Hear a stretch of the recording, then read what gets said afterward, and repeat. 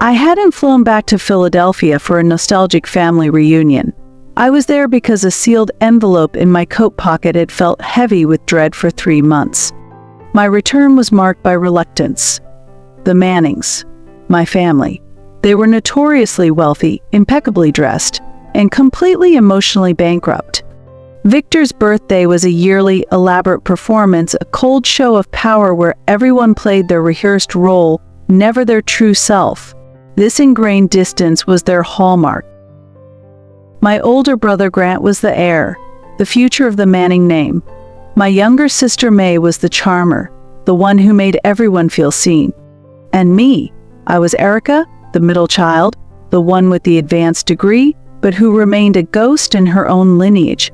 The only reason I was present was that the truth in that envelope needed to be delivered. Was I truly the failure my father believed, or was the lie far deeper than I ever imagined? I am Erica Gonzalez, 28, an office manager. At my father Victor's birthday gala, he stood and boomed, "I'm proud of all my children, except the failure at this table." A wave of cruel laughter erupted. The public humiliation was instant. I stood, set a sealed envelope down, and said quietly, "Happy birthday, Dad." Then I walked out, embracing the cold resolve of my secret. The laughter followed me, a vile, confirming sound. In that sound, I heard the absolute truth: I was invisible in this family until I was mocked. This final insult hurt, but it brought clear realization the man I called Dad had just declared me worthless. What devastating secret was in the envelope that made walking away so easy? In every family photo, I was always on the periphery. I was the ghost of my lineage, tolerated but never truly accepted. My presence was an inconvenience, my absence was expected. This alienation was palpable. My biggest sin? Choosing my own path. Victor expected me to marry into wealth or join the family's foundation, serving his ego. Instead, I chose a real career, real work, far from Philadelphia's pretension. I embraced the pressure and built a life defined by merit. This deviation from the script made me the family's unspoken mistake, an ongoing failure to be corrected. They taught me that love was conditional, tied to obedience. But I couldn't bend. I chose quiet resilience over their approval. Why was I clinging so fiercely to a family that demanded I disappear? Why did I keep returning to the source of my own rejection? The answer, I realized, was hiding in that sealed envelope. What lifelong trauma was Erica about to finally understand? And what deep-seated truth was the Manning machine trying to hide? The constant insecurity wasn't new. I carried memories that felt like shards of glass. Like my college graduation, Victor wasn't there. His excuse? Nothing worth celebrating.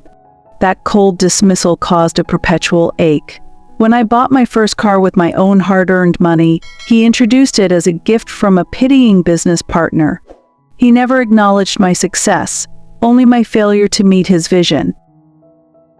Even my kind mother, Angela, never stood up for me, trapped in her own anxiety. Every personal triumph was immediately devalued. Did Victor deliberately ignore my life to force me back into his? And how much of this neglect was truly driven by the man's ego? The worst part wasn't the outright neglect. It was the crushing comparison.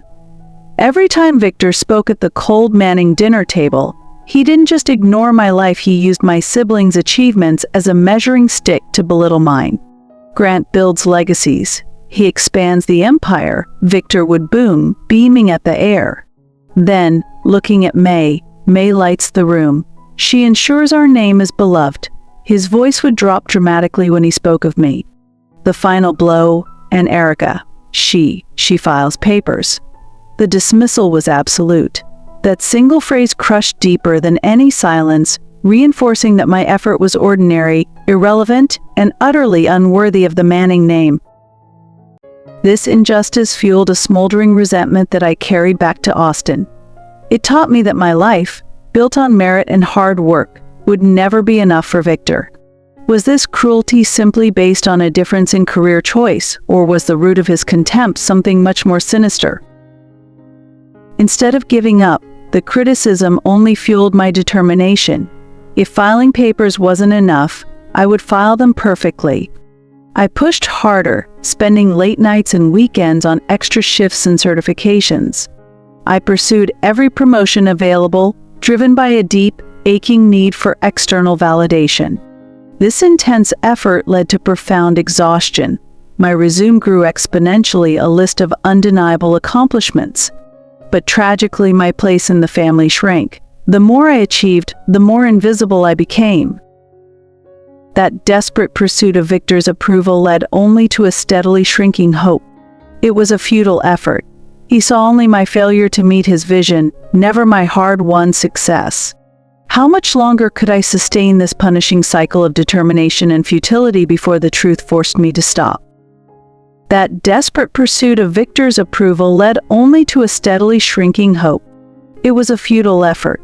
He saw only my failure to meet his vision, never my hard-won success. How much longer could I sustain this punishing cycle of determination and futility before the truth forced me to stop? All that effort, all those sleepless nights, and for what? For a brief moment of hope before the inevitable rejection. The emotional price I paid for Victor's attention was astronomical, yet I kept paying. I lived in a state of hopelessness, defined by his disapproval. But now, with that envelope in my coat, the cycle was about to shatter. The anticipation was electrifying.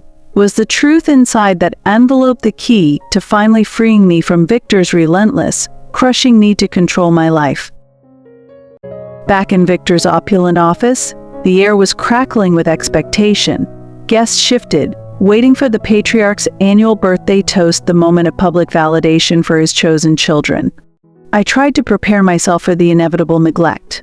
Victor toasted Grant, praising his visionary genius. He toasted May, celebrating her irreplaceable charm and influence. Their faces glowed with deserved pride. Then, his eyes traveled across the room, over my head, past my seat. He paused. The silence, intended as a moment of transition, lingered on me like a physical blow.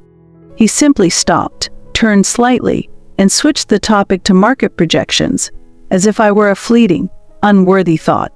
The crushing disappointment was instantaneous, quickly hardening into anger. That silence was louder than anything I had ever heard. It screamed the unspoken truth. I didn't even qualify for criticism. I was an erasure. This was the moment of final recognition. I was never going to be enough. I clenched my wine glass, and the sealed envelope in my coat pocket felt like a sharp thorn piercing my side, demanding release. The time for waiting was over. Did Victor realize that his final act of neglect had just triggered the explosion of the secret he had spent 28 years keeping silent? Victor's voice was now a distant hum, discussing mergers and market projections. My focus was internal. My hand, white-knuckled, was locked around the stem of my champagne glass. I felt the burn of injustice rising from my chest, transforming the crushing disappointment into fierce resolve. The sealed envelope in my coat pocket was suddenly everything. It was no longer a piece of paper. It was a sharp thorn pressing against my ribcage, demanding I stop playing their silent game. It held the truth I'd been too afraid to confirm, the potential end of the Manning machine. This internal pressure built with every second of Victor's indifferent speech.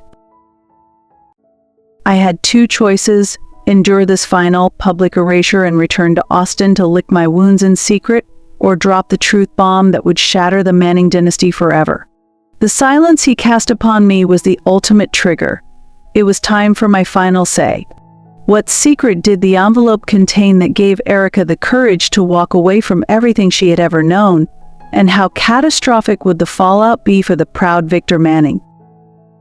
While Victor lectured on profit margins, my mind was running a continuous, silent loop. I was practicing the moment of my departure. I rehearsed my silence, my controlled breathing, my simple act of release. This focus was all I had left. I couldn't afford a single tear, a single moment of weakness. In the Manning world, vulnerability was a weapon they would instantly seize. My exit had to be precise, unemotional, and definitively final. This need for controlled tension was exhausting, driven by deep-seated fear of their reprisal. The sealed envelope weighed more with every empty toast, with every false laugh. It was a physical manifestation of the truth bomb I was holding. It was my key to the future, but first it had to unlock the door to the past. The anticipation was a burning fuse. I realized this was my moment of transformation from victim to active agent. I had spent my entire life begging for his acknowledgement. Now I only craved my own liberation. I wasn't leaving out of anger, but out of self-respect. This wasn't revenge, it was a surgical strike for my own survival. I embraced the inner strength I had forged in the years of my quiet struggle. I was finally ready. I was about to trade everything they valued: the name, the wealth, the pretense, for a single, devastating piece of paper. But was the truth inside that envelope worth the complete destruction of my family? A white-hot wave of burning indignation washed away the shame. This wasn't just neglect, it was a carefully calculated display of contempt, meant to crush my spirit and force me back under his thumb. This was the final, unforgivable injustice. The humiliation was the trigger. I had spent my life seeking to be seen. Now I saw the clarity of the truth. The only way to win was to accept their rejection and destroy the foundation of their entire pretense. I stood up. The scraping sound of my chair was the loudest noise in the room, instantly silencing Victor mid-sentence. Every eye was on the failure at the table. They expected tears, a plea, a scene. They were about to get a cataclysm. I reached into my coat pocket. The thorn of the envelope was about to be unsheathed. The electrifying tension was palpable. I was wielding a piece of paper that could rewrite the history of the Manning family. Was the shock of Victor's public erasure enough to justify the sheer destructive force Erica was about to unleash with that single, sealed envelope? Victor stopped mid-sentence. His annoyance quickly curdled into anger. How dare the unseen daughter interrupt his performance? But I no longer cared for his script or his feelings. This was my stage now. My knuckles were still white, but the tightness was no longer from fear, it was from fierce independence. I had decided then and there, I wouldn't beg for a single word of acknowledgement. My spine was straight, rigid with resolve. I was done with the emotional manipulation. This was my moment of cold control, a silent counterattack to decades of abuse. With a measured, deliberate pace, I moved towards the head of the table. Every step was a step away from 28 years of emotional captivity. I met Victor's furious gaze. There were no tears, no shouts, just a terrifying clarity. I felt the weight of every slight, every criticism, every moment of neglect pushing me forward. I placed the heavy, sealed envelope right next to his custom birthday cake. The paper was my single weapon. It looked impossibly small, yet it contained a secret vast enough to swallow the entire room and shatter the Manning name.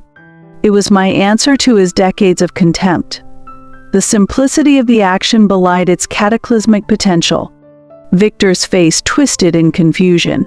He reached for the envelope, then hesitated, his power momentarily gone.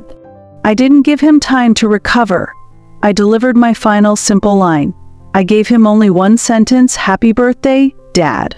The word "Dad" felt like ash on my tongue, but the formality emphasized the finality of the gesture. I turned and walked away. I didn't rush. I didn't run. My pace was steady, a march toward my own liberation and self-respect. The room erupted into a chaos of whispers, but I didn't look back. I had delivered my answer. The sound of the party died behind me, replaced by a sudden, profound silence, the same silence Victor had inflicted upon me, now turned against him. I had spent my entire life attempting to earn the unearned.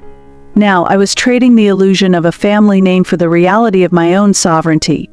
Victor's silence was his weapon. My silence, my controlled exit, was my ultimate defiance. The secret was now literally on the table, poised to explode the foundation of the Manning dynasty. The anticipation was a powerful thing. Victor was left with an impossible choice: open the envelope and face ruin, or leave it sealed and appear defeated. What shocking DNA truth did that sealed envelope reveal? And how would it grant me the sovereignty I so desperately needed?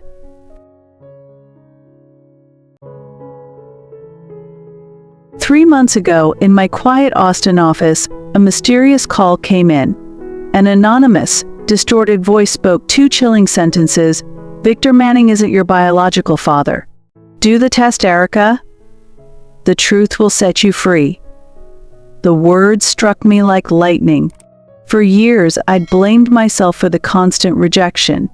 But what if the source of his contempt wasn't my ambition, but my very existence in his world?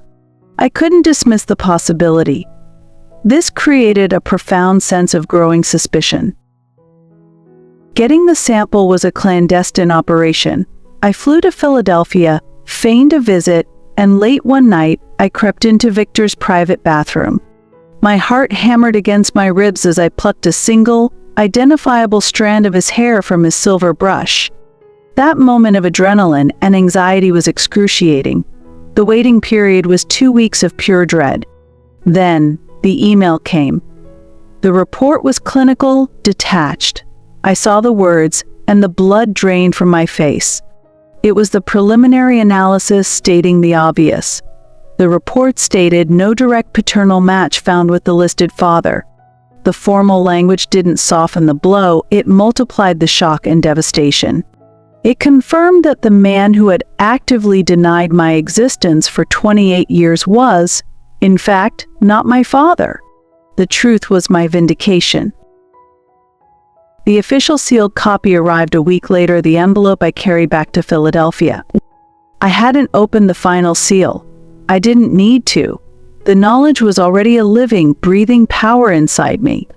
It transformed me from a girl begging for love into a woman holding the ultimate secret.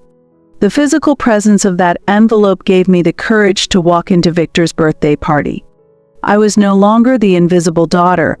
I was the architect of the family's destruction. But if Victor wasn't my father, then who was? And why had he allowed me to be raised in a world where I was treated with such contempt? The answer to that mystery was the final piece of power I needed before I could finally choose my own freedom. What secret arrangement led Victor to raise the daughter of another man?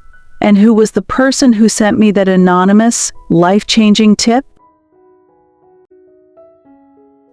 The DNA test confirmed I wasn't Victor's. But who was my real father?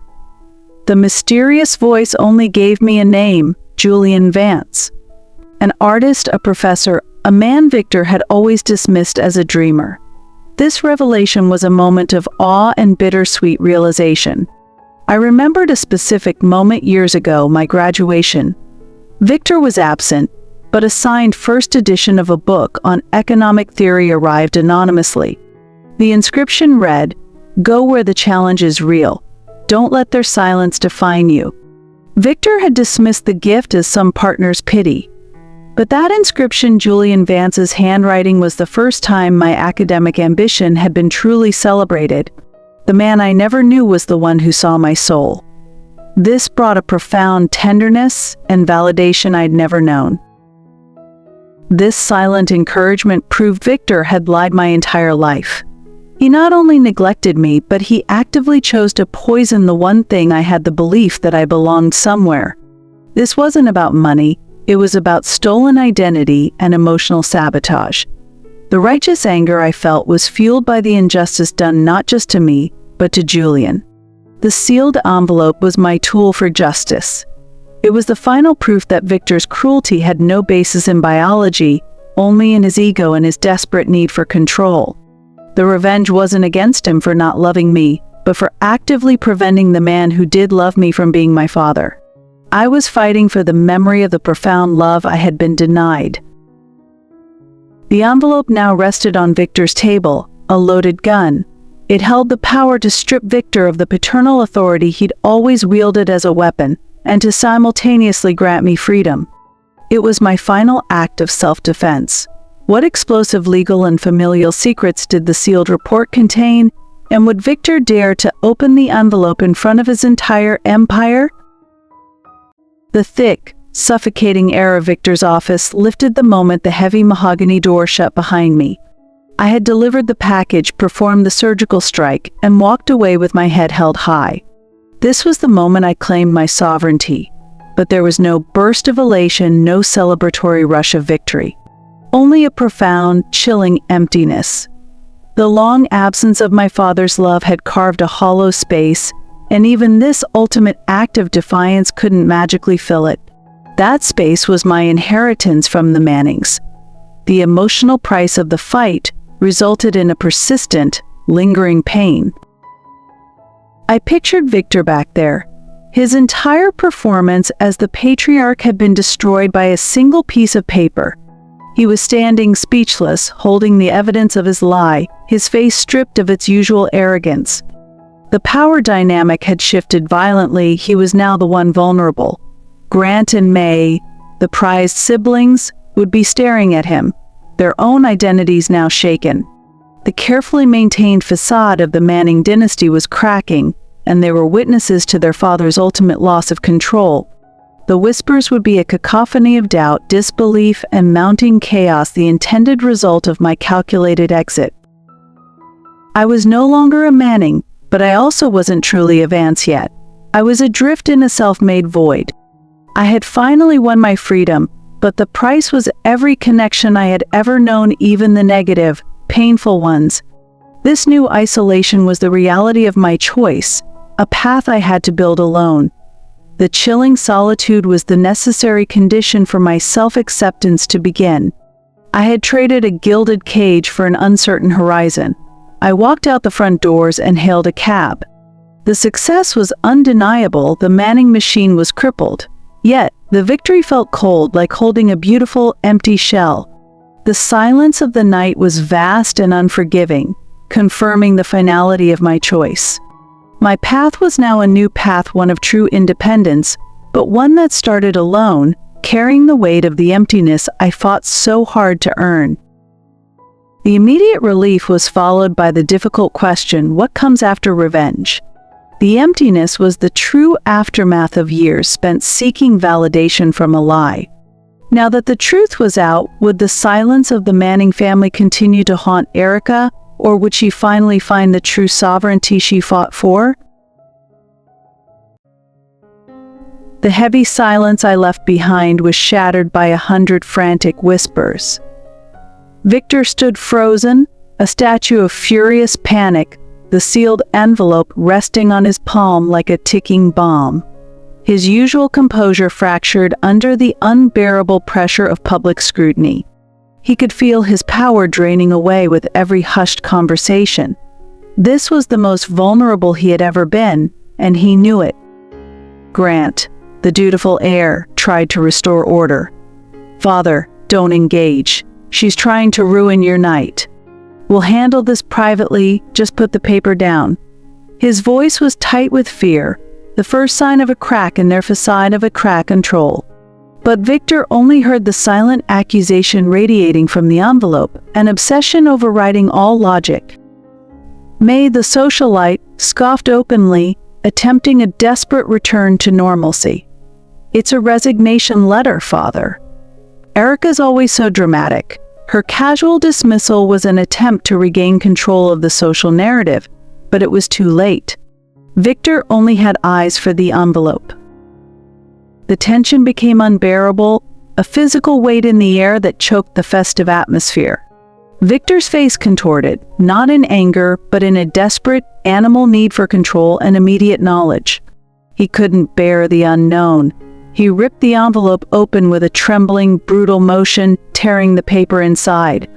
The sound echoed in the stunned room, a gunshot announcing the end of the Manning era. Victor's eyes scanned the page, the clinical terms of the paternity exclusion report, a foreign language to his world of finance. He was looking for any loophole, any error, his desperate mind searching for a financial solution to a biological problem. His gaze stopped, finally fixated on the core sentence, highlighted by the lab. Exclusion. Probability of paternity is 0%. The paper slipped from his grasp, floating to the ornate rug. Victor's face, usually a mask of arrogance, instantly became hollow, a trembling canvas of crushing humiliation. He didn't just lose a daughter, he lost the carefully curated narrative of his life and his undisputed authority. His lifelong contempt for me was proven baseless. He had been the fool all along, raising a constant reminder of his wife's betrayal. This was my ultimate vindication. My mother, who had stood silently by Victor for decades, finally broke her composure. Her eyes, filled with a mixture of profound grief and a hidden relief, locked onto Victor. She knew. She had known all along, and her silence had been a long, painful penance. The depth of the betrayal was now clear to everyone. The whispered chaos erupted into open, disbelieving gasps. The core of the Manning family myth, Victor's power through his children, was publicly exposed as a sham. Grant looked at his father, then back at the discarded paper, his own inheritance suddenly poisoned by the stain of illegitimacy. May covered her mouth in genuine shock. The room was no longer a party, it was a scene of absolute failure. The guests began to leave in a hurry, their sense of loyalty instantly replaced by fear of association with impending ruin. In that moment of utter collapse, Victor was finally alone, truly alone. The truth had not only freed me, but it had sentenced him to a far crueler fate, watching his perfect world unravel, with no one left to blame but himself. This was cold justice. The absolute collapse was complete, leaving him a broken man in his own magnificent fortress. Now that the paper was open, and the cruel truth had been revealed, what was Victor's next move? Would he desperately try to suppress the catastrophic news, or would the public humiliation be too much for the mighty Victor Manning to bear?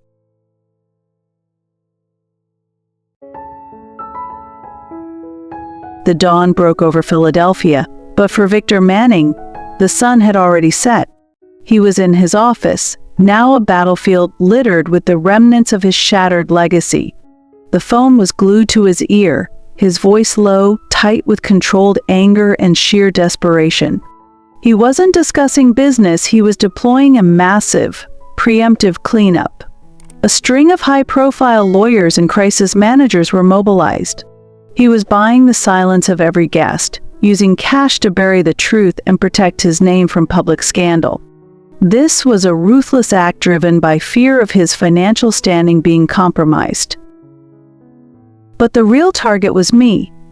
Victor's rage was a calculated force. The next call was to his legal team, planning the immediate litigation. He wanted to discredit the DNA test and sue me for defamation, for the emotional distress I'd supposedly caused. This was his move for retaliation. I knew this was coming. Victor couldn't simply let the truth stand. His entire empire was built on a perfect facade. The cleanup attempt wasn't about love or reconciliation, it was purely about control and protecting his brand. I had to assume he was coming at me with everything he had. I needed to be one step ahead. Victor Manning was attempting to weaponize his wealth to suppress the truth I fought so hard to reveal. What shocking countermove did Erica have prepared to nullify Victor's legal and financial power, and finally secure her own vindication? Victor was absolutely certain money could buy his way out. He paced his mahogany-paneled office, dictating the defamation lawsuit, his voice heavy with the assumption of total dominance. He was preparing for a brute force attack, fueled by blind, unchecked arrogance. He saw the crisis purely as a public relations problem that could be buried with wealth and legal threats, failing to grasp the intellectual depth of my countermove. But Victor hadn't learned the first lesson. I wasn't fighting with my heart anymore. I was fighting with my mind. I had anticipated his legal attack weeks ago. My defense was already deployed, an intellectual preemptive strike executed with surgical precision and cold focus. A second, unmarked, heavy envelope was delivered to Victor's private office, not by me, but by a discreet, high-profile courier a subtle but clear warning. This delivery, quiet and unassuming, was my true weapon. It contained a letter from Julian Vance's long-deceased attorney, alongside a single, devastating legal document. This new disruption was calculated to strike at Victor's true weakness, his wealth, the very thing he trusted to save him. Victor tore open the second envelope with impatient fury, assuming it was another empty threat. His eyes quickly scanned the legal jargon, dismissing it until he saw the names Julian Vance and Manning Corp. The fury dissolved instantly, replaced by a cold, stomach-churning terror. The document wasn't a claim, it was an affidavit and patent assignment from 3 decades prior.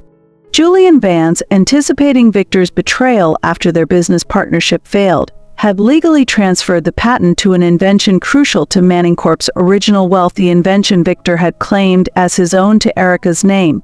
The date was legally ironclad, a testament to Julian's lasting foresight. The affidavit proved that Victor's original fortune, the very foundation of his dynasty and his claim to brilliance, was built on a lie and legally belonged to Julian's true heir, me. The document gave me the right to claim a significant percentage of the corporation's early profits, potentially paralyzing Victor's entire operation and destroying his public reputation as an innovator. This was the ultimate humiliation. His money was the proof of his biggest fraud. The document wasn't a claim, it was an affidavit and patent assignment from 3 decades prior. Julian Vance, anticipating Victor's betrayal after their business partnership failed, had legally transferred the patent to an invention crucial to Manning Corp's original wealth. The invention Victor had claimed as his own to Erica's name. The date was legally ironclad, a testament to Julian's lasting foresight. The affidavit proved that Victor's original fortune, the very foundation of his dynasty and his claim to brilliance, was built on a lie and legally belonged to Julian's true heir, me. The document gave me the right to claim a significant percentage of the corporation's early profits, potentially paralyzing Victor's entire operation and destroying his public reputation as an innovator. This was the ultimate humiliation. His money was the proof of his biggest fraud. 1 week later, the final meeting was set, not in Victor's castle, but in the neutral territory of a downtown legal office. I sat across the table from him, the silence between us heavier than any confrontation. This was the moment I enacted the cold finality of my plan, holding complete control. My attorney slid the settlement agreement across the table. It wasn't about money. Victor kept his company for now. My demand was absolute, a public, legally binding statement that Erica Manning was not his daughter, and a complete, permanent severing of all ties. This was my demand for vindication, the last thing his ego could afford to surrender. Victor's hands were shaking as he reached for the pen. He tried one last, desperate ploy, whispering, "Erica, we can fix this. You're still family." A pathetic attempt to cling to the very lie I had destroyed, a final gasp of desperation. I met his eyes with a gaze that held 28 years of pain and 0 forgiveness. "Family is the word you use to justify your cruelty, Victor. Sign the paper. You've already lost the only thing you truly cared about, your public narrative." This was the emotional checkmate, hitting him where it hurt the most, his cold vengeance complete. He signed. Not the bold, authoritative signature of Victor Manning, but a weak, shaky scrawl. The pen dropped from his hand.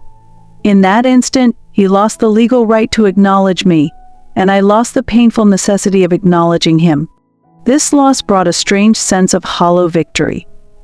Victor looked up, searching the room.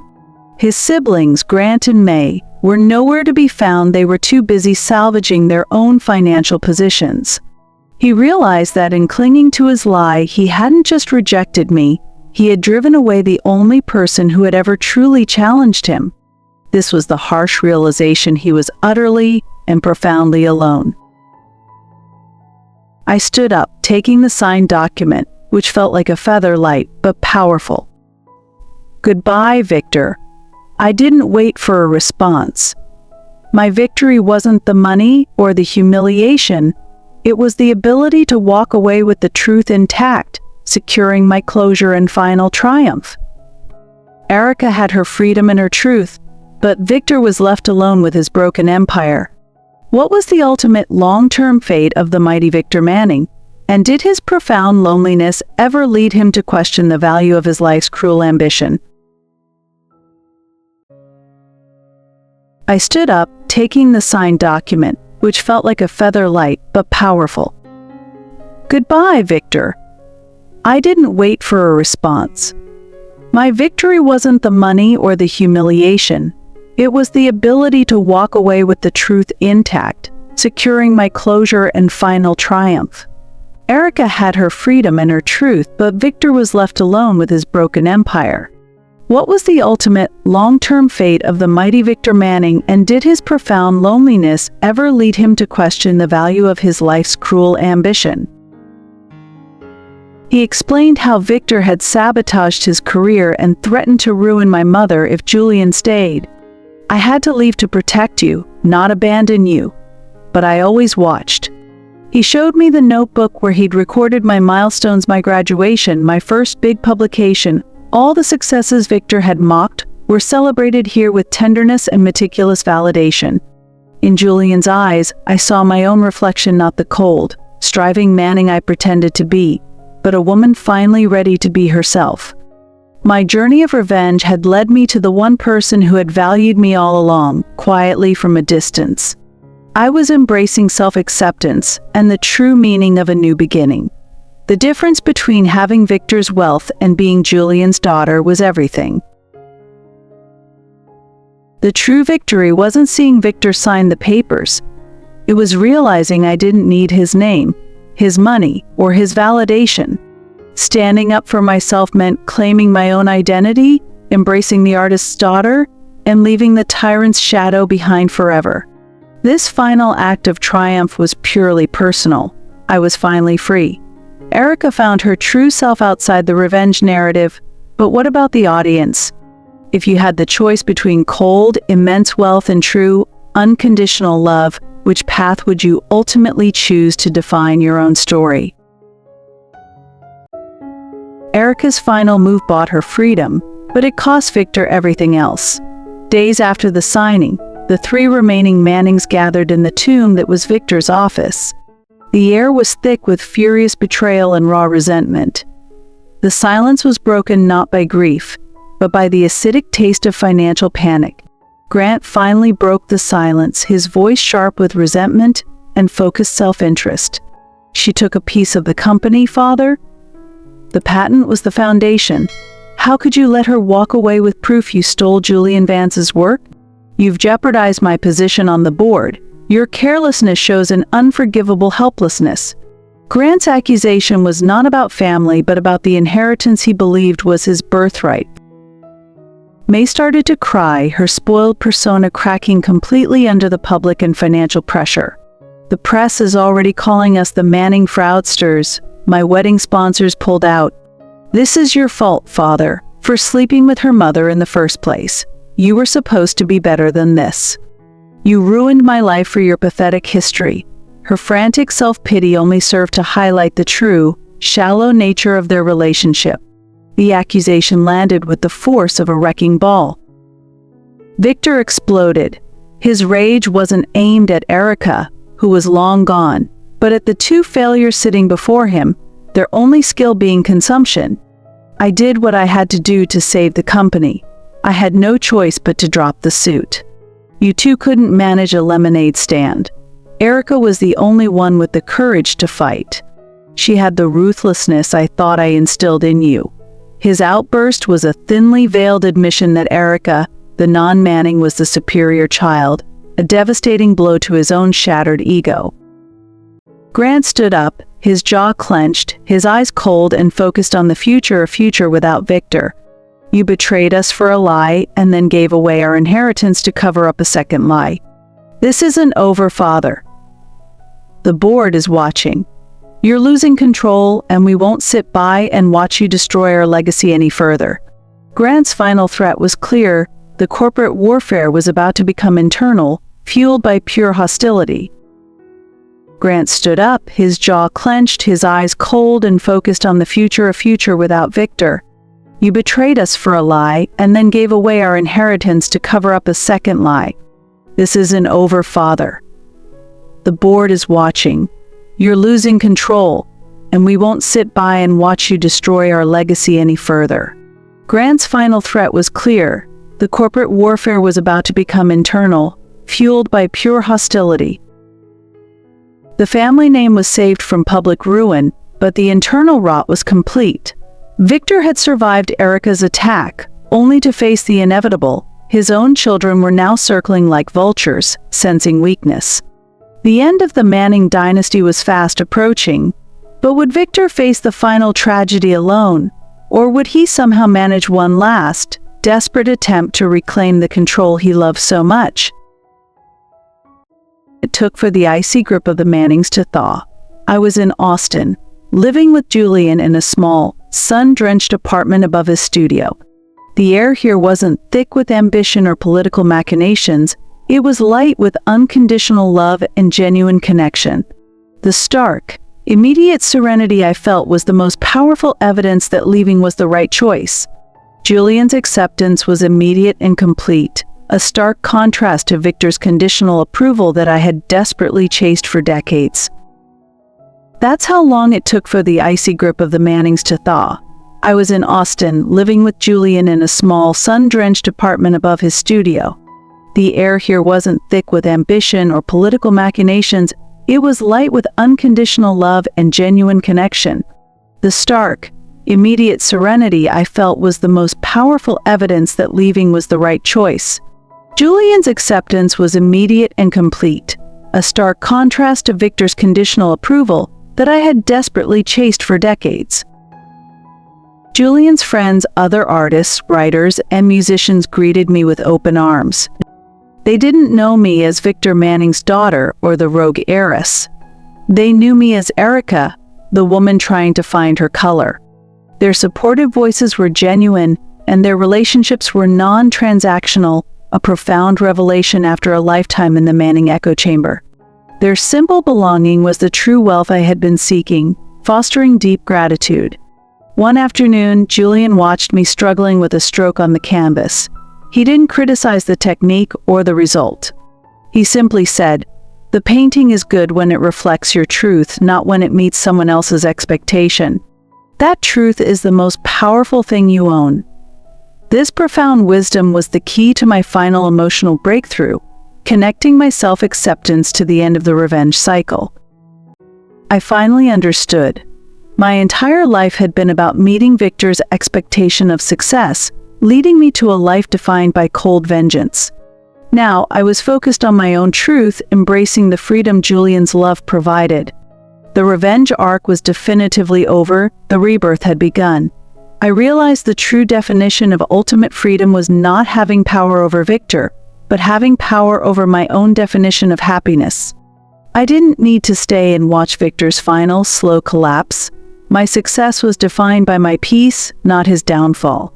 I had survived the Manning family, and now I was ready to build something true. I picked up my phone, not to check the markets or legal news, but to book a flight for Julian and me to see the ocean, a simple act of freedom and hopeful resolution. Erica was finally free, surrounded by supportive voices and unconditional love. But back in Philadelphia, the vultures were circling Victor Manning. Would Grant and May finally succeed in taking control of the company, or would the old tyrant manage to cling to his power, securing one final, pathetic victory? That's the lifespan of true peace. I used the small legal settlement from Victor, the hush money that bought his silence, not to start a rival empire, but to fund the Julian Vance Arts Collective. My focus shifted from cold, financial conquest to purpose and fulfillment. I was finally using my finance degree for genuine good. I helped Julian's community navigate contracts, secure grants, and build sustainable careers. I was the financial strategist for dreamers, a role Victor would have found pathetically beneath me, a clear rejection of his values. This professional shift gave me a deep, personal sense of redefined success. My personal life also found new ground. I met Luke, a landscape architect, someone whose life was literally built on beauty and growth, not corporate conquest. Our relationship was founded on mutual respect, not power dynamics. Luke offered a rare authenticity that highlighted the emptiness of my past relationships under Victor's influence. I found true love without the burden of expectation. One evening, sitting on the studio roof with Julian, watching the sunset, he said, "You have the kind of peace Victor can never buy." I realized my true wealth was not measured in stocks, but in the profound serenity of that moment. This lasting peace brought a quiet contentment that surpassed any boardroom victory. My personal life also found new ground. I met Luke, a landscape architect, someone whose life was literally built on beauty and growth, not corporate conquest. Our relationship was founded on mutual respect, not power dynamics.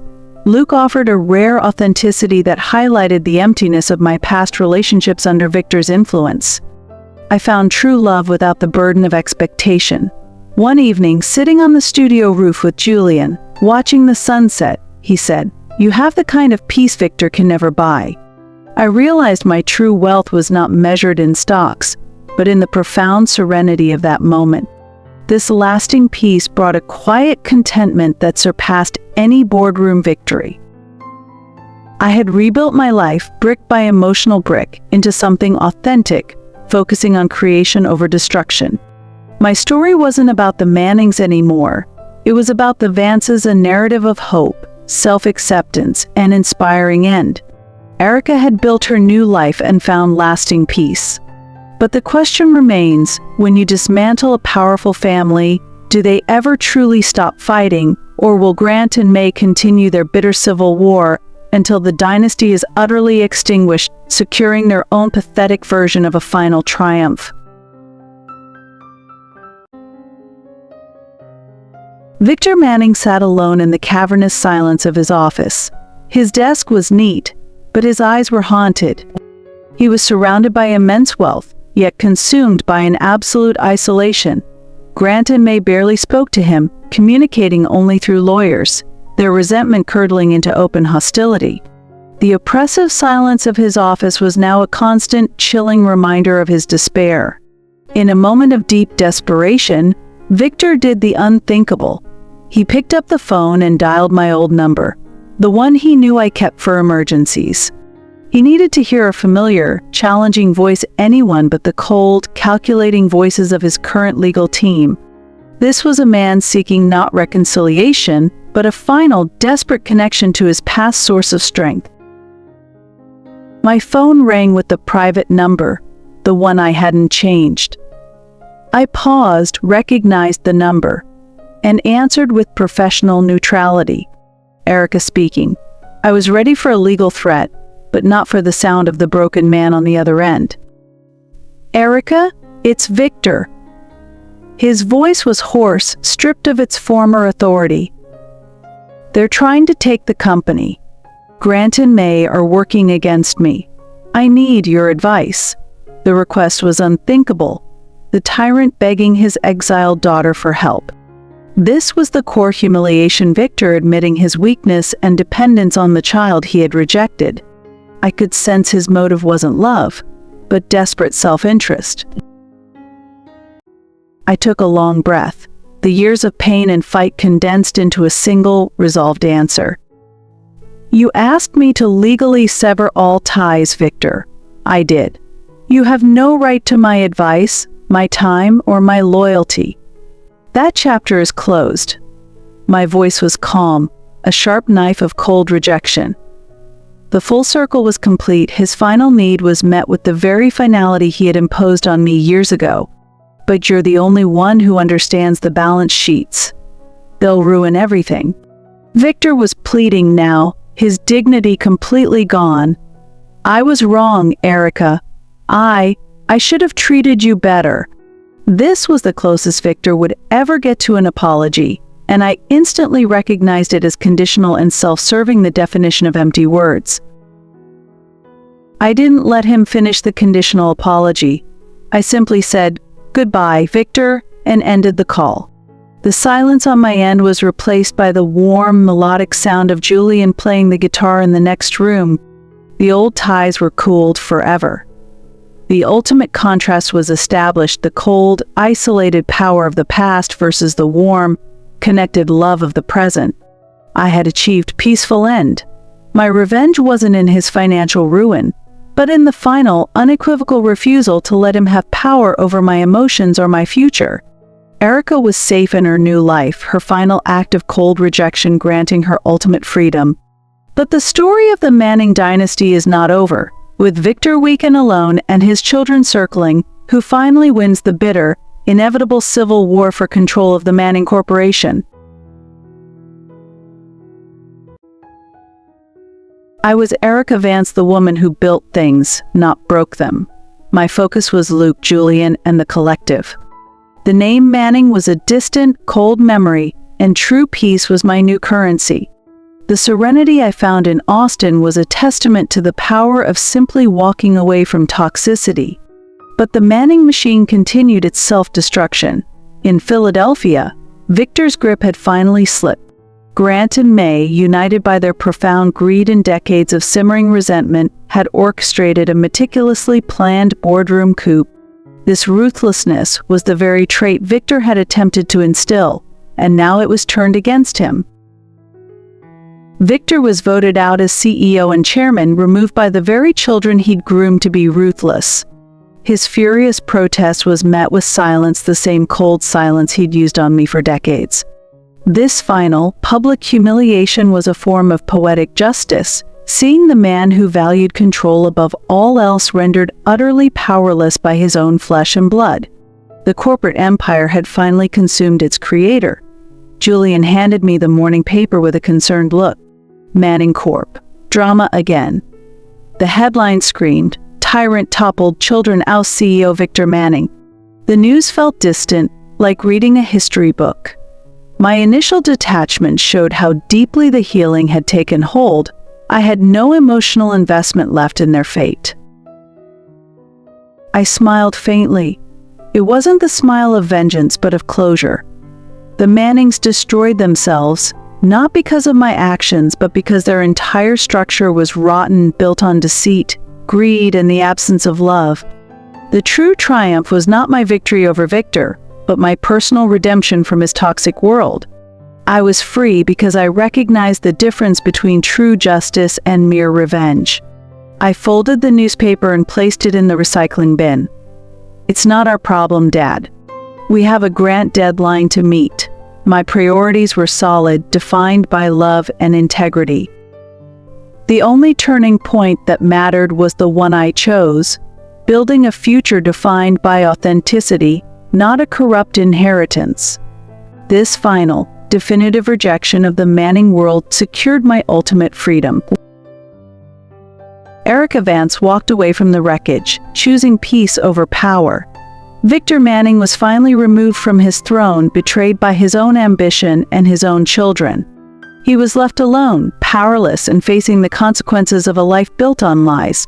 But with the tyrant gone, will the Manning Corporation finally collapse under the bitter rivalry of Grant and May, or will one of them manage to rise from the ashes and start the dark cycle of family revenge all over again? The cycle may be broken for Erica, but is the curse lifted from the Manning name? 2 years later, under the warm Texas sunset, the story of Erica Manning was finally just that, a story. I looked back at the cold, ruthless strategist I had been and felt a quiet, profound detachment. The initial satisfaction of my victory over Victor had faded, replaced by the enduring wisdom of knowing the true cost of that path. Revenge had been my mission, but it wasn't my destination. For years, I believed destroying Victor was the key to my happiness, the ultimate expression of justice. But I learned the hard way: revenge is just another chain that ties you to the people you despise, ensuring their toxicity remains a part of your daily life. The moment of clarity arrived when I realized that freedom required liberation from the need for him to suffer. My true victory wasn't the signature on the legal document, or Victor's humiliation in the boardroom. The final resolution was finding the courage to choose freedom over the fight and replacing toxic ambition with genuine love. I chose Julian's quiet hope over Victor's loud desperation, and in doing so I chose myself. The tyrant's fall, however inevitable, was a tragic lesson. Victor Manning lost everything because of his own nature. His children, Grant and May, were merely products of his cruelty and greed, tools that eventually turned on the master. The Manning dynasty didn't fall because of an outside attack, it imploded because of the poison he injected into its core. The ultimate tragedy is that he died alone, clutching the very wealth that had isolated him. I now share a name with a man who taught me that creation is more valuable than acquisition. I am Erica Vance. My life is built on small victories, a successful grant for a struggling artist, a new abstract painting on the wall, a quiet morning coffee with Luke. That is true wealth, the kind measured in peace, not profit. This realization brought with it profound empowerment. To everyone watching, remember this: when you're facing your own toxic family battles, the greatest power you possess is not the power to destroy, but the power to walk away. Don't trade your future peace for momentary vengeance. Seek inspiration and liberation. Erica Vance found her liberation by choosing integrity over inheritance. But what about you? What is the one toxic tie you need to cut today to finally achieve your own version of ultimate freedom? Tell us your thoughts in the comments below. So, that's the end of Erica Manning's revenge story. She found freedom, but it wasn't easy. If you're facing your own family struggle, don't just watch, learn. Let's distill the 5 most powerful lessons from her journey, lessons rooted in motivation and self-empowerment. Lesson 1. The truth always wins. Erica's first step was finding the truth about her father, Julian. Your truth is your unshakable foundation. Don't let their lies define your worth. Seek your reality no matter how painful. This act of clarity is the foundation of your liberation. Lesson 2. Revenge is a chain, not a key. Erica realized pursuing Victor only prolonged her suffering. True freedom meant walking away. Stop letting their actions dictate your daily emotional state. Choose peace over vengeance. This self-control leads to ultimate liberation. Lesson 3. Redefine your success. Victor measured success in power and money. Erica found hers in the arts collective and unconditional love. Don't adopt their toxic metrics. What does true fulfillment look like for you? Build a life based on your values, not their validation. Embrace authenticity. Lesson 4. Create your own family. Erica sought out Julian and the supportive Austin community. If your blood family is toxic, you have the right and the duty to form a new family based on respect and kindness. Find the supportive voices that empower you. This choice fosters a sense of belonging and acceptance that money can't buy. Lesson 5. Walk away to win. The ultimate power move is choosing not to play their game. Erica's true victory was shutting off the news and focusing on her grant deadline. Your final act of sovereignty is choosing your peace over their chaos. Embrace this inspiration. So, which of these 5 lessons resonates with you the most? Did Erica do the right thing by refusing Victor's final call? Drop a comment below and let me know your thoughts. Like this video, subscribe for more epic revenge stories, and remember, your freedom is your greatest asset.